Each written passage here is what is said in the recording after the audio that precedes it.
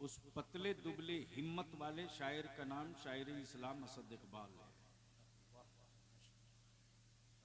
उलमाए ज़बील एहतराम का मजमा मौजूद है। थोड़ी देर के बाद इनके हाथों से फारिगीन हुफ़ाज़ो कुर्रा के सरों पर दस्तार बांधी जाएगी। हाफिज कुरान मौजूद है। अब बहुतेरे वो मौजूद हैं जो मेहराबों में सुना चुके हैं। असातिज़ा भी हैं, तलबा भी हैं। कल तक ये तालिबे इल्म थे, दस्तार के बाद ये तालिबे इल्म नहीं रहेंगे, मुअल्लिम होंगे। बस सिर्फ एक शेर, ज़मीन भीगी हुई है आंसुओं से।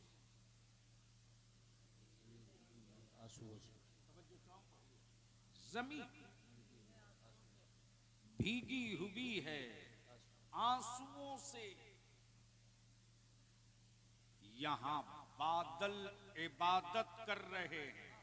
वाह वाह वाह वाह वाह, सुभान अल्लाह। ज़मीन भीगी हुई है आंसुओं से, यहां बादल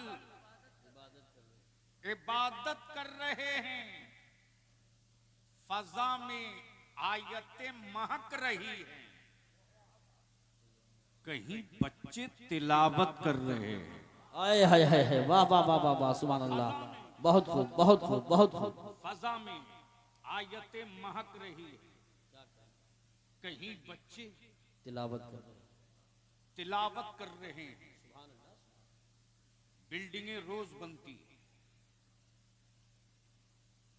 तामीरात रोज होती है, कीमती पत्थरें दरो दीवार फर्श में खूब लगते हैं, लेकिन हाई टेक बिल्डिंगों में रोज कुरान की तिलावत हो, गारंटी नहीं। ग्रीन नाइट मार्बल लगे,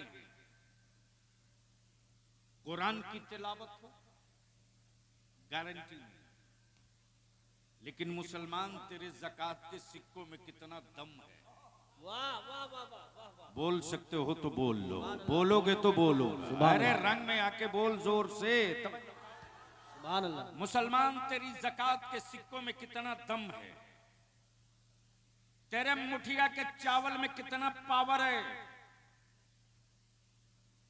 तेरे उश्र में क्या मजबूती है। आज पूरी दुनिया का कुफ्र, पूरी दुनिया का कुफ्र अगर किसी का पीछा कर रहा है तो वो मुसलमानों की हवेलियों की ऊंचाई का नहीं, मुसलमानों के बच्चों के औलादों के हुस्न का नहीं, मुसलमानों के घरों में तिजोरियों में रखे सिक्कों का नहीं। आज पूरी दुनिया का कुफ्र अगर पीछा कर रहा तो सिर्फ दो का, एक का नाम इस्लाम है और दूसरे का नाम कुरान है। बेशक। अहले स्टेज की तवज्जो चाहूं, मैं आ रहा हूं उसी तरफ जिस तरफ इस वक्त आपकी जरूरत है कि उस आईने को एक बार जरूर देख लें। लेकिन सुनने से पहले आपको यकीन दिलाना होगा, बलियाबी बोल रहे हो तो मैं वो नहीं हूं जिनको बाबा ने छोड़ रखा खेतों में। हमें कोई डराने की गलती नहीं करेगा। मालूम है कि मुफ्ती आजम के मतब से वो देसी दवा लेके जेब में चलता हूं, एक गोली उतार दूंगा जबान के नीचे तो कम से कम 7 साल तक कभी मिर्गी नहीं आएगी। वाह वाह वाह वाह वाह वाह, बहुत खूब। वाह वाह वाह वाह वाह वाह। पूरी दुनिया का कुफ्र दो का पीछा कर रहा, एक इस्लाम का, दूसरा कुरान का। और ये इंडिया में ये जो कुछ दिख रहा, माफ करना, ये ओरिजिनल नहीं है, ये पेटी कॉन्ट्रैक्टर है। असल हीरो अमेरिका, उसका बेलन इसराइल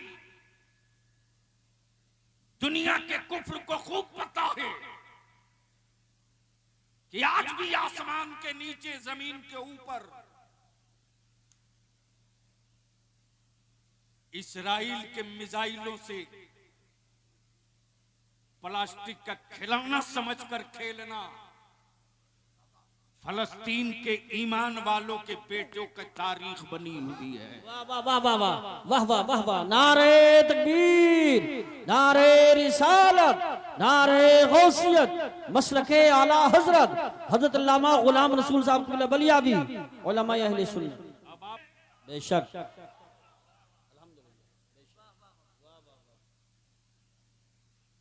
रिसर्च इस पर हो रहा कि पूरी दुनिया में गरीब मुसलमान, प्लीज ए बेटे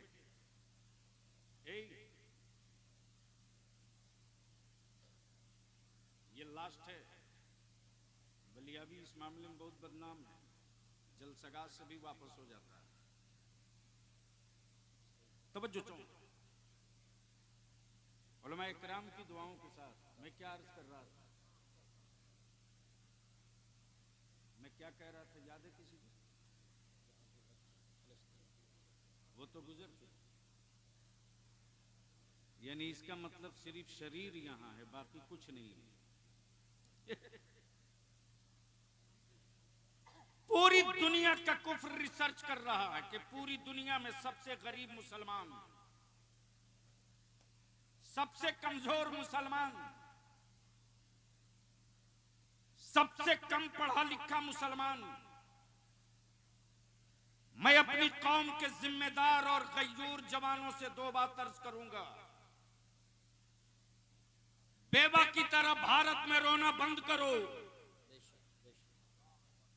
मजलूमों की तरह आंसू गिराना बंद करो। अरे जब पूरी दुनिया में 313 थे तब नहीं डरे। क्या बात है, वाह वाह वाह वाह वाह। जब पूरी दुनिया में सिर्फ 313 थे तब न डरे। और बलियावी तो दो टुक कहता है कि एक अल्लाह से डरने वाली कौम को बंदर और छुछुंदर से डराने की गलती मत करना। क्या कहने, वाह वाह वाह वाह वाह। बांध रखा है मेरे आलिमों ने सब्र की रस्सी से। जिस दिन ये गांठ सरक गई उस दिन कुछ भी हो सकता है।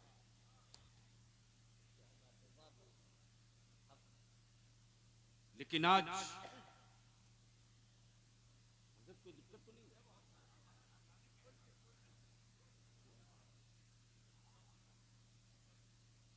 तो एक बार बोल के बता दें या रसूल अल्लाह, या रसूल। अरे रंग में आके बोल दे या रसूल अल्लाह, या रसूल। पूरी दुनिया में सबसे ज्यादा गरीब मुसलमान, कमजोर मुसलमान, कम पढ़ा लिखा मुसलमान, और सबसे ज्यादा वाहियात खर्च है मुसलमानों के पास।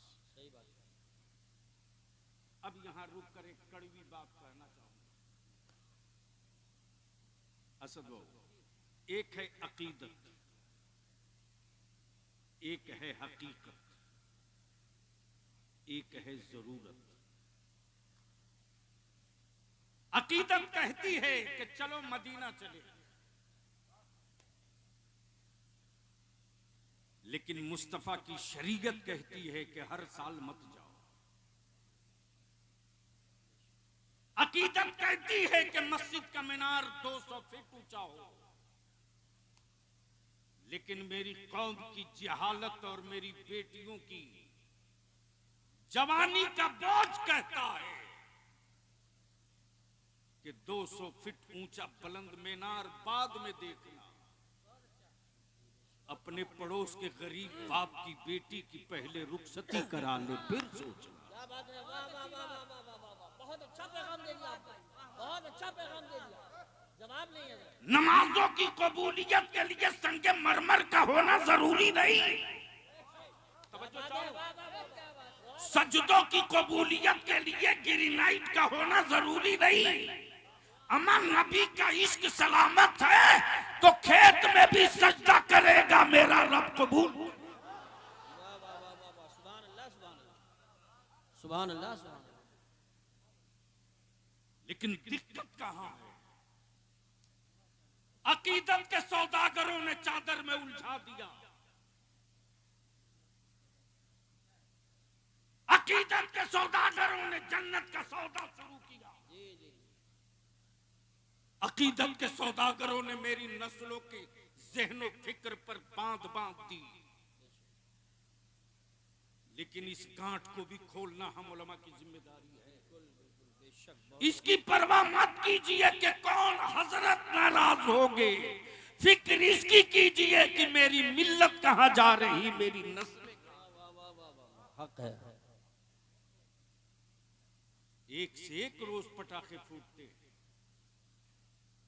लेकिन आज थोड़ी सी कड़वी दवा मैं भी पीऊंगा, आप भी पीऊंगा। जरूरत है अपने जलसों का मिजाज बदलने का। सैलाब के पानी से खेती नहीं होती। गमले में गंदुम की खेती करके खानदान नहीं पाल सकते हो। नस्लों की आसूदगी के लिए खेतों में खेती करनी पड़ेगी। अकीदत, हकीकत, जरूरत यह है कि मेरे घर के मेरे मुआशरे का कोई बच्चा अनपढ़ न रहे। लेकिन हम मस्त हैं देख लुटाने में। हम मस्त हैं 3 लाख की चादर चढ़ाने में। और कुछ तो ऐसे चंद सिक्कों के दौलत पाने के बाद नशा में आ गए कि कुर्बानी का बकरा खरीदेंगे 5 से नहीं, 10 लाख का नहीं, 25 लाख का। अखबार में उस जानवर की तस्वीर जब तक छपे नहीं तब तक कुर्बानी हुई नहीं। माफ करना, तुमने दौलत की नुमाइश का काम किया है, रज़ाए इलाही के लिए कुर्बानी नहीं किया। बेशक बेशक। इसलिए 2 चंद पॉइंट्स ऐसे हैं जिस पर थोड़ी देर आपकी तवज्जो चाहूंगा। पूरी दुनिया का कुफ्र पीछा कर रहा, इस्लाम का, कुरान का, इस्लाम का, कुरान का।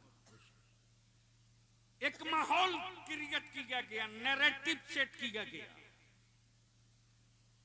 मदरसों में टेररिज्म, मदरसों में दहशतगर्दी, मदरसों में आतंक है, मदरसों में नफरत, मदरसों में तफरीक है, मदरसों में जिहाद है, मदरसों में मुल्क तोड़ने की बात होती। बलिया भी कहता अकल के टुअरो, तुम 2 नंबर के हिंदुस्तानी हो।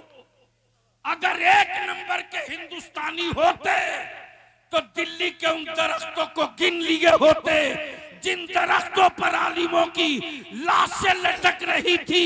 और आजादी का फतवा किसी बाबा के मठ से नहीं निकला था। आजादी के जिहाद का फतवा इसी मदरसे से अल्लामा फजल हक खैराबादी का। वाह वाह वाह, सुभान अल्लाह सुभान अल्लाह, वाह वाह वाह वाह। लेकिन हमने कहां लाकर अपनी नस्लों को छोड़ रखा है?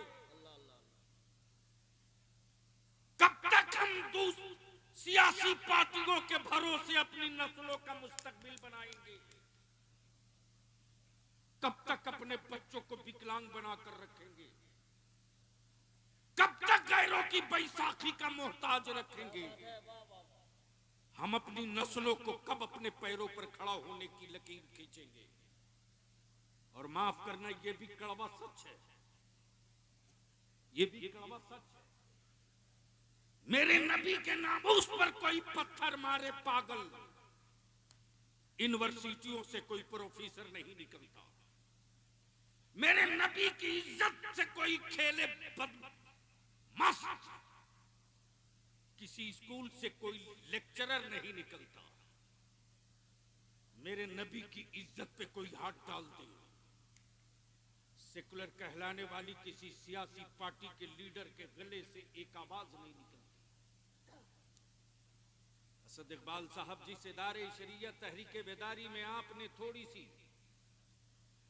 कटिहार में झलक देखी। 4 स्टेट में हमने अपने उलमा को इकट्ठा किया था, 4 स्टेट के 750। कहां मेरी कौम ने हमारी इज्जत में कमी की जी, कहां कमी की? आज भी मेरे जवानों के दिलों में आलिमों की इज्जत इस कदर। जिनको उठना जल्दी उठो प्लीज, अब जल्दी जाओ, देर नहीं करो।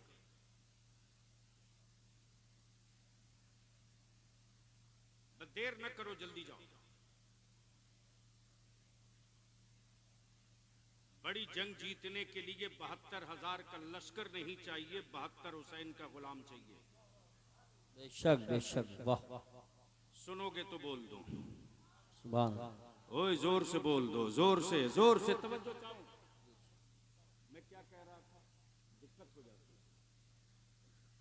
मेरे जवानों ने मेरे आलिमों की कहां कदर नहीं की हजरत। आज भी मेरा आलिम अगर चारपाई से उठे तो ये मेरा नौजवान मेरे आलिम की जूती सीधी करने के लिए तैयार है।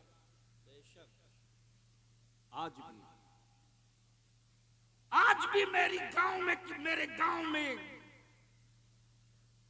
सिर्फ मालूम हो जाए मेरी कौम के किसी बेटी बहन को कि मेरे मस्जिद के इमाम ने खाना नहीं खाया है, तो आज भी मेरी माएं अपनी औलादों के हक की रोटी आलिम को भेज देगी। आज भी ये वकार और इज्जत है। इसी एहतराम की दीवार को तोड़ने के लिए कुफ्र ने मंसूबा बनाया। आलिमों से दूर कर दो ताकि मजहब की छाप उतर जाए, मदरसों से दूर कर दो ताकि इस्लाम की रूह घायल हो जाए, आलिमों से इनको अलग कर दो ताकि शराब की मंडियों में नजर आवे, मस्जिदों के सहन में न दिखाई दे। तब बलियाबी 2 टुक कहता है, तुम अपने जुल्म के बादल को जितना संवार लो, तुम अपने जब्र के बादल को जितना संवार लो, जब तक मस्जिदों में वारिस अंबिया खड़ा रहेगा और भारत में मदरसे सलामत रहेंगे, न मेरा भारत कभी खतरे में आएगा, न कभी इस्लाम खतरे में आएगा। बेशक बेशक, सुभान अल्लाह सुभान अल्लाह। इसलिए थोड़ी देर के लिए मैं आपकी तवज्जो लाऊंगा। और ये भी सही है कि इस्लाम उसी वक्त लोगों पर हाथ डालता है जब इस्लाम के विरोध और मुखालफत में वो चरम पर पहुंच जाए। आप तो वोट दिए, काम खत्म। असद बाबू, ये भी एक इत्तेफाक है, जब हम राज्यसभा में थे तो मोहतरम जनाब शफीकुर रहमान बर्क साहब नहीं थे, और जब ये गए हाउस में तो मैं एमएलसी बन गया। आपको क्या पता है कि किस लोहे के, किस तलवार के धार पे दौड़ना पड़ता है। चाय खानों में 1 बिस्किट और 3 कप चाय लेकर भाषण देना आसान है। चीखते रह गए खान अब्दुल गफ्फार खान, लीडर पैदा करो, लेकिन हम पर तो ना जाने कौन सा सहर का असर है। हम खुद को मिटाकर गैरों को बनाने के लिए बेचैन रहते हैं। पूरी दुनिया के कुफ्र ने पंजा लड़ा लिया इस्लाम से। इस्लाम और कुरान 2 को रोक लो, मुसलमानों को हटाने की जरूरत नहीं पड़ेगी। लेकिन मुसलमान तू है किस गलतफहमी में? मुसलमान सिर्फ एक काम कर दो तो 5 साल के अंदर इसका नतीजा दिख जाएगा। हजरत, एक घर में अगर 5 आदमी है तो 5 मोबाइल है कि नहीं? बोलो, अरे बोलो, है कि नहीं? जोर से बोलो, है कि नहीं? एक मोबाइल का कौन चार्ज बोलते हैं असद बाबू? रिचार्ज वो क्या बोलते हैं जिससे वो चलता है? फेसबुक वगैरह क्या बोलते? इंटरनेट? पता नहीं उसको, हमको तो नंबर भी सेव करने नहीं आता। डाटा, डेटा पैक कम से कम 300।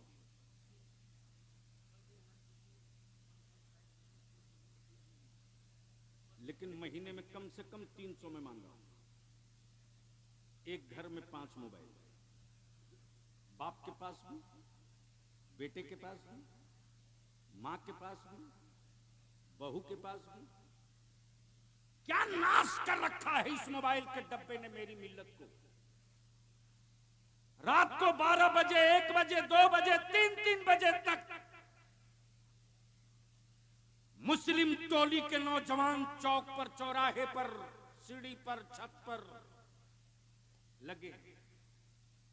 मां अलग लगी, बाप अलग लगा है, बेटा अलग लगा।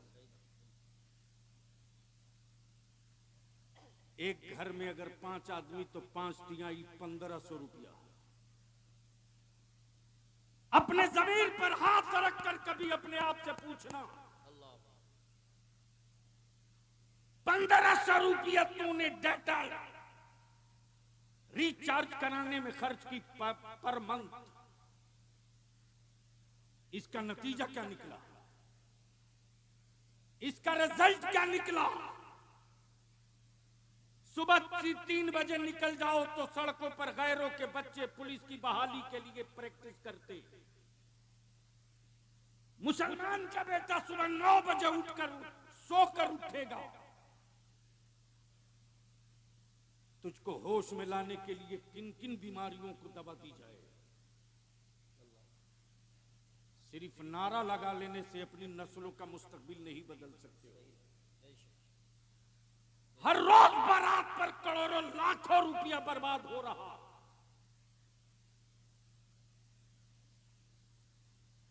हद तो यह है कि खाने पर असद बाबू, रमजान शरीफ से पहले बलिया भी हिल गया है। मौलाना यूसुफ साहब आज भी वो रात और वो फोन याद आता है तो बलिया भी की आंखें बरस जाती।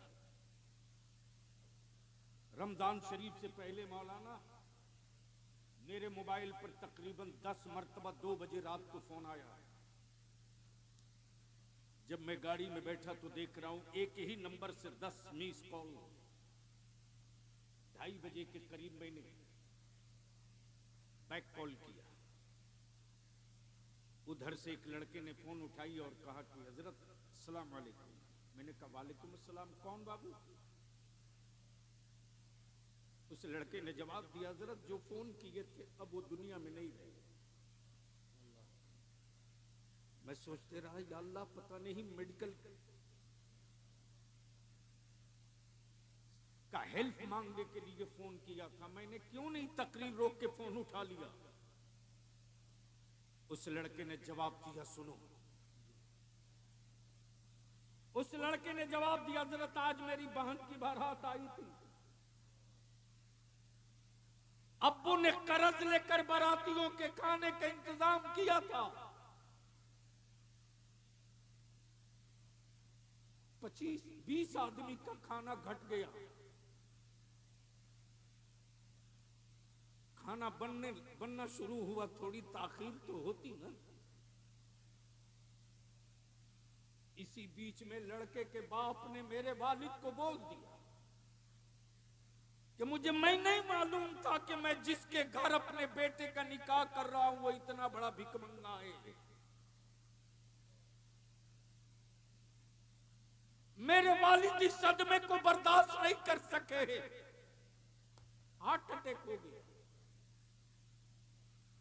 आप एक टेलीफोन कर दे हॉस्पिटल वाले, मेरे वालिद की लाश जल्दी दे दे। मैं पूछता हूं,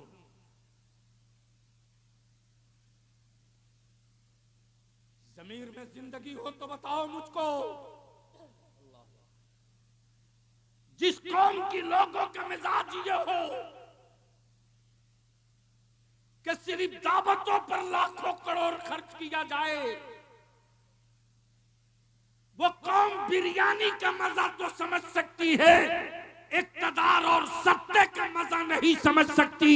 और जिस दिन ये कौम भूखे रहकर अपनी औलादों के हाथ में कलम थमाना जाम जाएगी, उस दिन इस कौम के बेटों को न कोई आंख दिखा सकता है, न कोई उंगली दिखा सकता है, न कोई वो गोल गोल घुमा सकता है, न उसके दिलों से नबी का इश्क खत्म कर सकता, न उसको कोई 2 नंबर की शहरी कहने की हिम्मत जुटा सकता।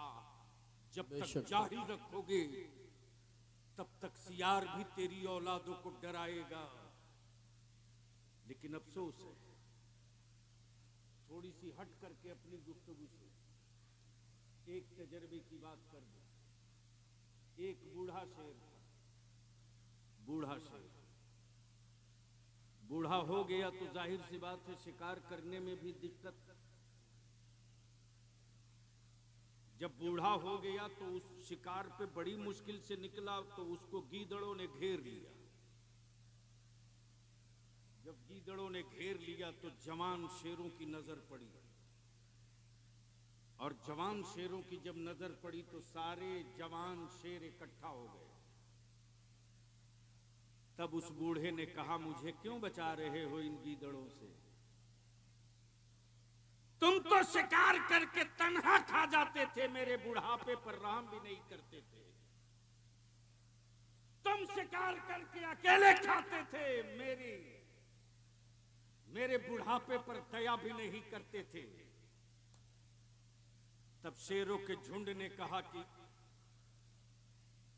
गीदड़ों ने घेरा है, सवाल बुढ़ापे का नहीं है, जी बेशक सवाल बिरादरी का है, बिरादरी का है। क्या बात है, वाह वाह वाह, तवज्जो चाहो, सवाल बिरादरी का है। तो जंगल के दरिंदों ने बिरादरी की अहमियत समझ लिया, और बलियाबी की गुफ्तगू में बिरादरी का मतलब शेख, सैयद, अंसारी, मोगल, तुर्क, पठान नहीं है, बल्कि बिरादरी का मतलब इस्लाम है। इस्लाम की बिरादरी के अगर हो तो जिस तरह वो एक दरिंदा होकर अपने बूढ़े की हिफाजत के लिए इकट्ठा हो गया, जरूरत है कि अपनी नस्लों के लिए इकट्ठा हो। बहुत अच्छा पैगाम दिया है माशाल्लाह। मेरे अजीज, सुभान अल्लाह, दुनिया का दस्तूर है, दुनिया का दस्तूर है। अकीदत ये कहती है हर साल तैबा जाए, हकीकत ये कहती है कि मदीना जाने के लायक चेहरा तो बना ले। और जिसमें से जाना तो हर एक को आता है,